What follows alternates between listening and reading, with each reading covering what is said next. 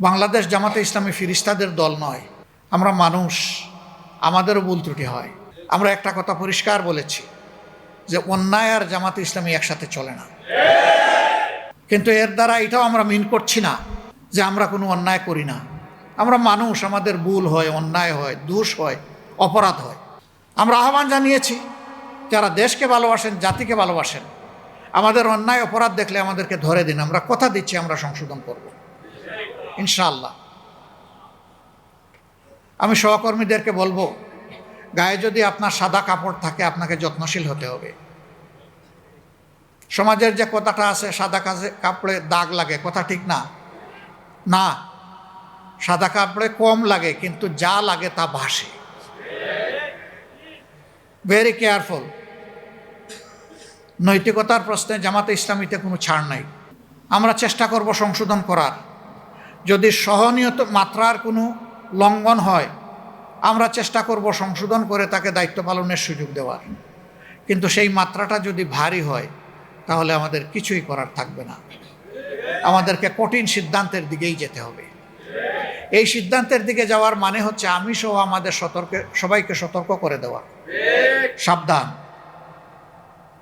সবাই সাবধান। ভাই এবং বোনেরা, শয়তান কি আমাদেরকে ছেড়ে কথা বলবে? মানবতার সূচনা থেকে এই শয়তান মানুষের ক্ষতি করার জন্য লেগেই আছে। আর যারা মুমিন মুসলমান তাদের সাথে আরো শক্তভাবে লাগে, কারণ এর বাইরে যারা আছে, যারা আল্লাহকে মানে না, আল্লাহর আইন মানতে চায় না, তাদের জন্য তো সরকারের এই শয়তানের বেশি কিছু করা লাগে না, লাগে তো যারা মানতে চায় তাদের। সুতরাং যুদ্ধটা তো শয়তানের আপনাদের সাথে, আমাদের সাথে, আমরা যারা মানতে চাই আল্লাহ তাআলাকে। এই জন্য খেয়াল রাখতে হবে নফসের দুঃখা এবং শয়তানের ওয়াসওয়াসা যেন আমাদেরকে পরাজিত করতে না পারে। সর্বক্ষণ আল্লাহ তাআলার সাহায্য এবং আশ্রয় প্রার্থনা করতে হবে, আল্লাহ তাআলার দরবারে ধর্ণা দিতে হবে, আল্লাহকে ভয় করতে হবে। সেই আল্লাহ তাআলাকে ভয়ের ভিত্তিতে আমাদেরকে চলতে হবে।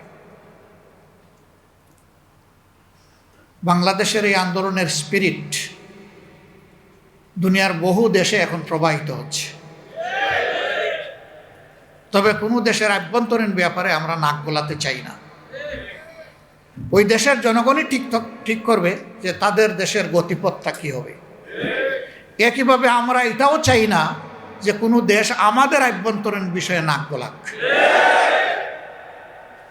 আমরা আমাদের মতো চলতে চাই। আমাদের একটা স্বাধীন পররাষ্ট্রনীতি থাকবে। এই জাতি মাথা উঁচু করে দাঁড়াবে। এই জাতি বিশ্ব সম্প্রদায়ের সাথে সম্প্রীতি রক্ষা করে চলবে। প্রতিবেশীদের দিকে শ্রদ্ধার সাথে নজর রাখবে, কিন্তু প্রতিবেশীদেরও দায়িত্ব হবে আমাদেরকে সম্মান করা। এই সম্মান এবং সমতার ভিত্তিতে আমরা আমাদের পররাষ্ট্রনীতি যেটা আছে এটা দেখতে চাই যে পরিচালিত হচ্ছে।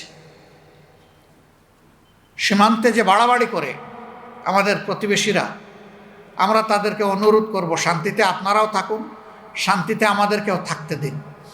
আমাদের শান্তি বিঘ্নিত হলে আপনারাও শান্তিতে থাকতে পারবেন না। আমরা উভয়ে শান্তিতে থাকতে চাই। আমরা তো কারো ব্যাপারে নাক গলাই না, হাত বাড়াই না। তাহলে আমাদের ব্যাপারে কেন নাক গলাবেন, হাত বাড়াবেন? আমরা এই দেশে কোনো সাম্প্রদায়িক অপকর্ম দেখতে চাই না। আমরা দেখতে চাই যে ধর্মেই বিশ্বাসী হোক তারা সবাই মিলেই বাংলাদেশী, তারা সবাই মিলেই এদেশের নাগরিক। সুতরাং নাগরিক হিসাবে সবাই যেন নিরাপত্তা এবং সম্মানের সাথে বসবাস করতে পারে। ধর্মীয় প্র্যাকটিস যার যার, একজনের উপরে আরেকজনের জোরাজুরি চলবে না।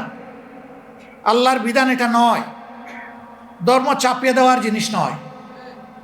দিন স্বেচ্ছায় কবুল করার জিনিস, সন্তুষ্ট হয়ে কবুল করার জিনিস। সম্মানিত রুকন ভাই বোনেরা, এদেশের মানুষ দফায় দফায় 3টা দলের শাসন দেখেছে, কিন্তু সত্যিকার অর্থে জাতির মুক্তি অর্জিত হয়নি।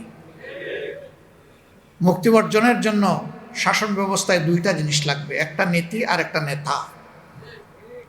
নীতিটা হতে হবে জনগণের আকাঙ্ক্ষার, ভালোবাসার, ইনসাফের, মানবিকতার। স্বচ্ছতার, সততার।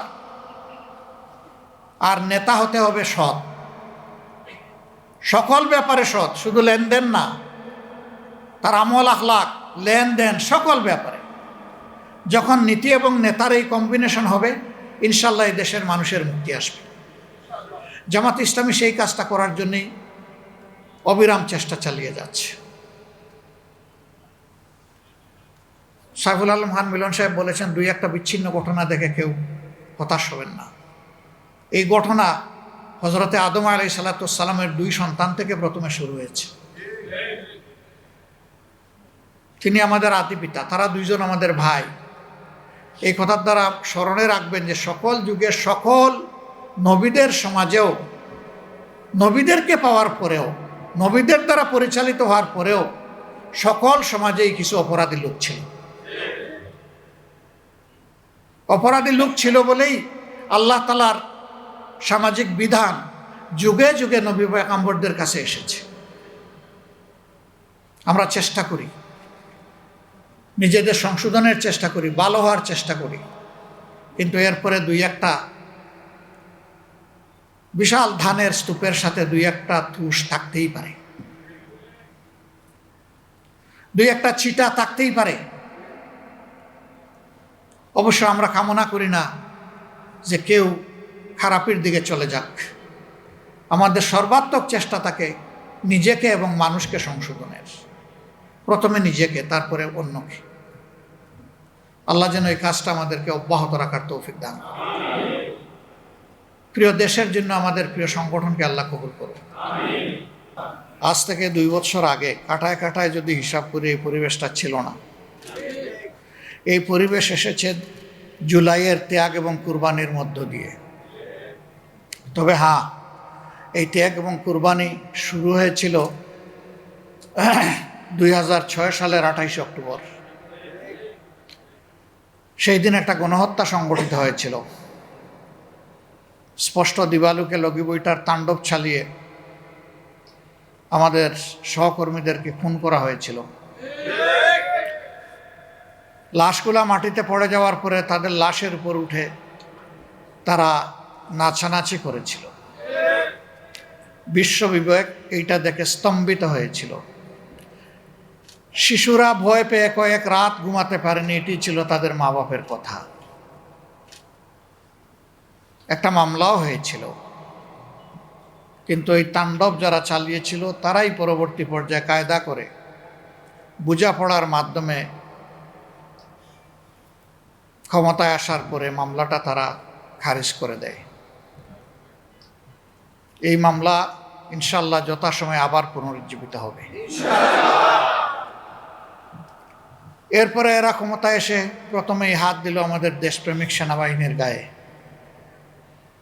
57 জন প্রতিশ্রুতিশীল দেশপ্রেমিক সেনা অফিসারকে তারা হত্যা করল। তাদের পরিবারের সদস্যদেরকে কষ্ট দিল এবং তাদের কাউকে কাউকে হত্যাও করল। এই হত্যাকাণ্ডের মাধ্যমে কার্যত আমাদের সেনাবাহিনীকে দুর্বল করার চক্রান্তের প্রথম ধাপ বাস্তবায়িত হলো। এই হত্যাকাণ্ডের পরে তার ন্যায্য বিচার এখনো নিহত অথবা শহীদদের পরিবার এখনো পায়নি, বরঞ্চ বিচারের নামে তামসা করা হলো। দুইটা তদন্ত কমিটি গঠন করা হলো। তৎকালীন ফ্যাসিস্ট সরকার একটা করলো, সেনাবাহিনী একটা করলো। সেই দুইটা তদন্তের রিপোর্ট আজ পর্যন্ত বাংলাদেশের জনগণ কিংবা ক্ষতিগ্রস্ত পরিবার কেউই জানতে পারল না। ধামা চাপা দেওয়া হলো, কারণ ওটা বের হলে গর্তের ইঁদুর বের হয়ে আসবে। মানুষ জেনে ফেলবে এদের পিছনে কারা ছিল। শুধুই কি এই দেশের দুষ্কৃতিকারীরা ছিল নাকি অন্য কারো হাত ছিল, এগুলা সব বের হয়ে আসবে। এই জন্য এই রিপোর্টগুলোকে ধামা চাপা দেওয়া হয়েছে। তবে সত্য চাপা পড়ে না। এই সরকার পালিয়ে যাওয়ার পরে এই ব্যাপারে গঠিত তদন্ত কমিশন তারা অনেকটাই বের করে আনতে সক্ষম হয়েছে। এখানে অনেক রাঘব বুয়াল এবং তাদের পিছনের ছায়া কালো শক্তিও এখানে চলে এসেছে। আগামীতে আশা করি এটা আরও স্পষ্ট হবে।